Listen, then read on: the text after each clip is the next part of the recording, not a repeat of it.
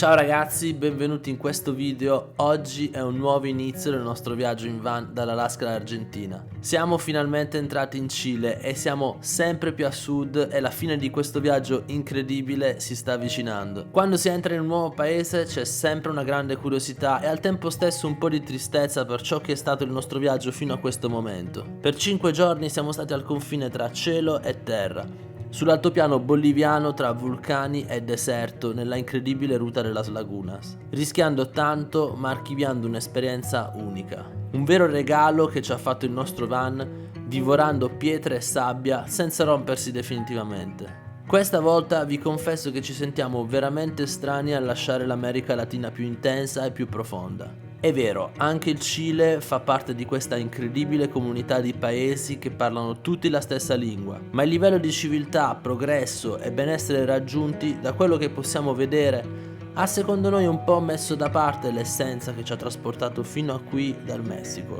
Ovviamente queste sono solo le nostre prime impressioni e magari più in là le avremo smentite. Il cambio con la Bolivia è stato forte e chiaro.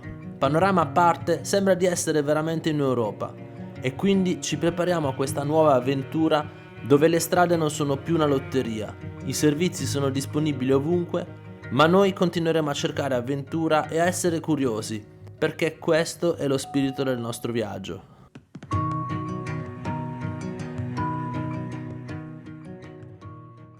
Buongiorno, oggi è stata la nostra prima notte in Cile, abbiamo dormito davvero bene in questo spiazzo enorme. È un po' fuori San Pedro de Atacama, oggi andremo a rivisitarla, l'abbiamo vista un po' ieri sera. Come prime impressioni il Cile ci sembra un paese molto più ricco rispetto alla Bolivia, Perù, Ecuador, gli ultimi paesi che abbiamo visto. Infatti ci sono tutti i macchinoni, i prezzi sono veramente altissimi anche al supermercato, soprattutto qua che è una città molto turistica.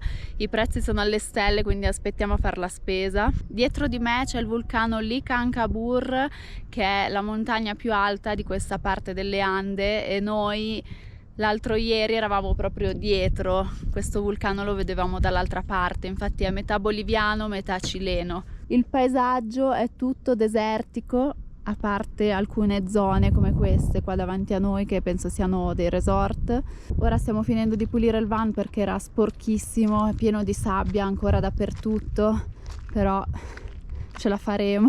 Non c'è acqua nel deserto, quindi non possiamo lavarlo. Aspetteremo i prossimi paesi per fare una bella pulizia approfondita. Andiamo a fare un giro a San Pedro? Vamos!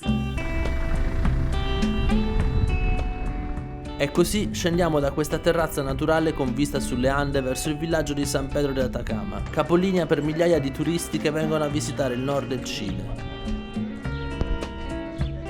Siamo nel centro di San Pedro, questo piccolo paesino di 3.000 abitanti, centro nevralgico di tutti i tour che si diramano per il deserto di Atacama, uno dei deserti più aridi del mondo. Qui si possono raggiungere delle escursioni termiche pazzesche, perché in inverno si può passare da 23-24 gradi a mezzogiorno, ma si può scendere la notte fino a meno 4 gradi.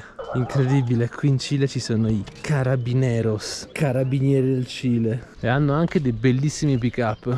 Qua le case sono fatte tutte di adobo, che sarebbe un mix tra argilla, sabbia e paglia essiccata al sole. E qua non piove mai, quindi rimane tutto ben intatto. Sono molto carine perché sono tutte casette molto basse, un paesino molto particolare. Salgo a caminar al sol por nuestro lago y por donde mire. Qui piove mediamente 15 giorni l'anno. Per esempio a Udine, che è la città più piovosa d'Italia, piove circa un giorno su 3. Capite che il clima secco e la forte escursione termica tra notte e giorno sono una condizione abbastanza particolare, tipica dei deserti. Ay, amiga, cómo te extraño. Ay, amiga, te extraño. Prime esperienze di cibo cileno, pollo e patatine, veramente una porzione abbondante che costa circa 6 euro con tutte le salse e la televisione cilena. Buenas tardes. Buenas tardes. Che vende? Mote?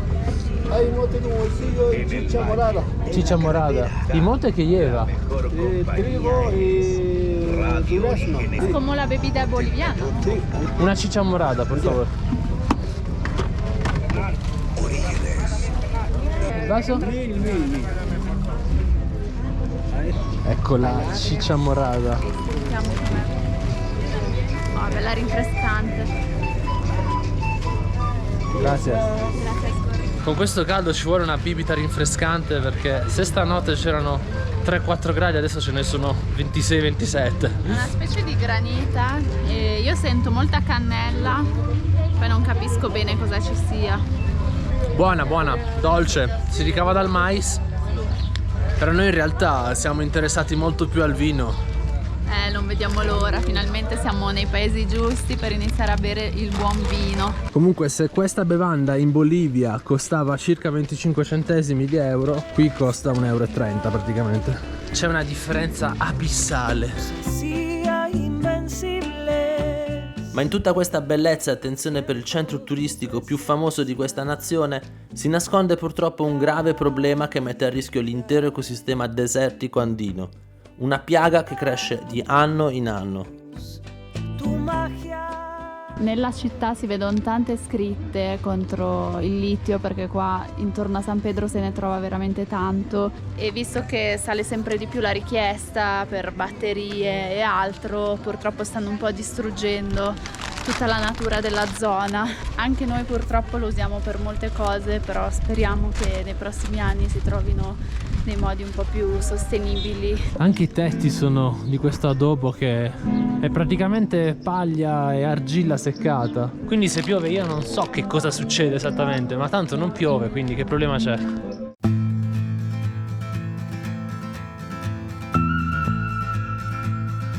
Sicuramente chi viene qui ha 1000 opzioni per visitare i dintorni. Noi eravamo già abbastanza sazi delle viste altiplaniche e ci siamo concentrati nell'osservare le forme del deserto. Tra la Valle di Marte e la Valle della Luna abbiamo potuto capire il perché questo posto sia così famoso nel mondo.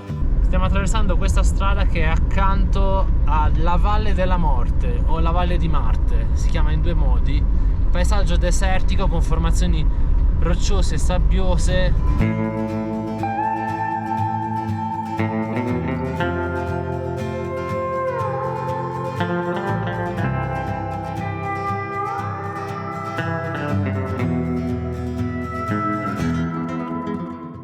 La nostra app ci ha avvisato che in questo punto, su questa strada che stavamo facendo, c'è un buco enorme creato dall'erosione dove si vede l'acqua che va giù. Secondo le coordinate dovrebbe essere qui su. Vediamo un po'. Wow! È profondissimo. Però l'acqua non c'è.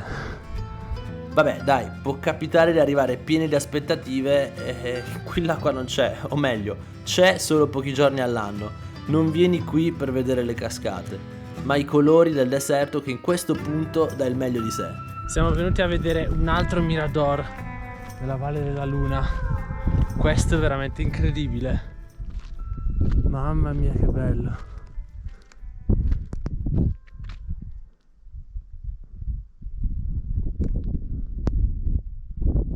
Che spettacolo! Tanta roba questo mirador.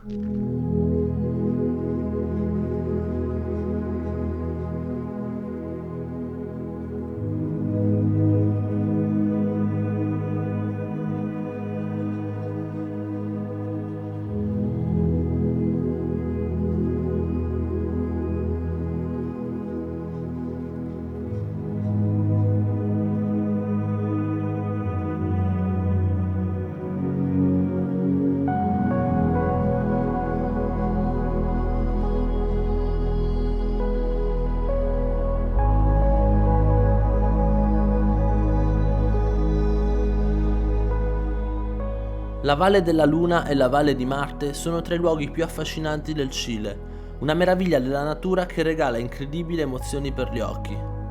Si attraversano distese di imponenti formazioni di pietra e sabbia, modellate nel corso di millenni dall'azione del vento e dell'acqua. Un panorama infinito di colori che cambiano continuamente nel corso della giornata, dove la pietra levigata dà forma a conformazioni uniche nel loro genere. Il paesaggio e le condizioni di vita della valle sono davvero estreme, con importanti escursioni termiche tra il giorno e la notte, e pensate che per questo motivo nel corso degli anni queste zone sono state utilizzate come base dei test per i veicoli progettati per atterrare su Marte.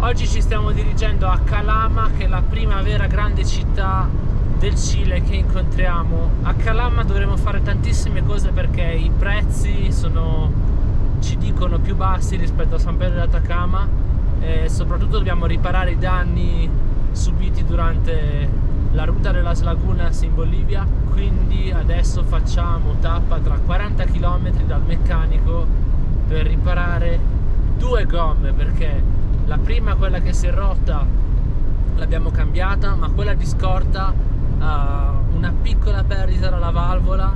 Essendo abbastanza vecchia, muovendo la valvola si sente un po' di aria e quindi la facciamo assolutamente riparare.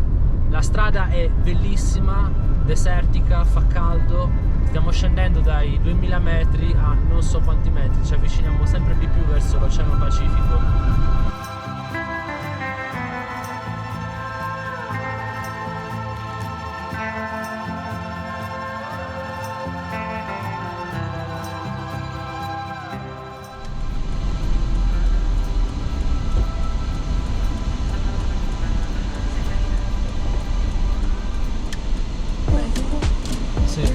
Questo è il problema che vi dicevo alla ruota di scorta, che si sente uscire un po' d'aria. Adesso il meccanico ripara la valvola.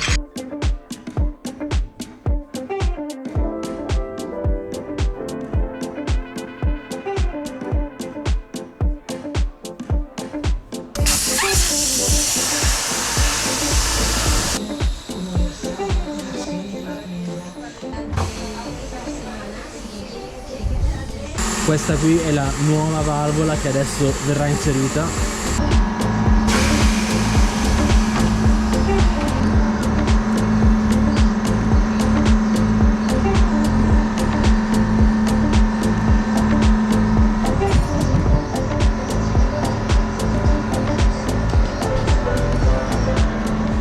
Non sale nada, ya. Dopo aver riparato la valvola della ruota di scorta, cambiamo gommista per realizzare una vulcanizzazione a caldo. Vi ricordate? Está acá abajo. La ruota che si era forata il primo giorno di viaggio sulla ruta de las Lagunas. ¿Dónde es la partida? No sé. Creo que la vi. Vediamo dov'è la perdita.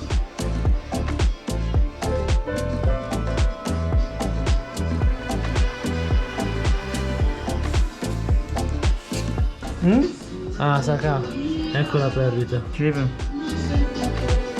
Ecco la perdita. Esta es.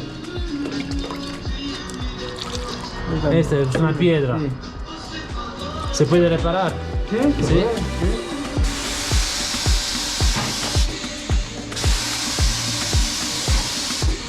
Il meccanico bravissimo, ha già rilevato la perdita, poi è boliviano, le abbiamo un po' raccontato il giro che abbiamo fatto in Bolivia e dell'Amazzonia, una parte in cui non siamo stati.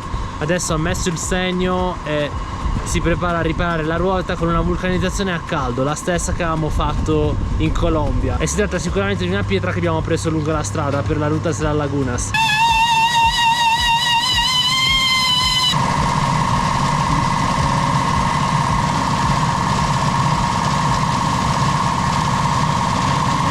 Adesso la gomma riparata torna al suo posto davanti e mettiamo quella di scorta, anche riparata con la valvola nuova dietro. Anche la seconda gomma è stata riparata, ci è costata 6 euro. Adesso per completare la giornata laviamo il van finalmente.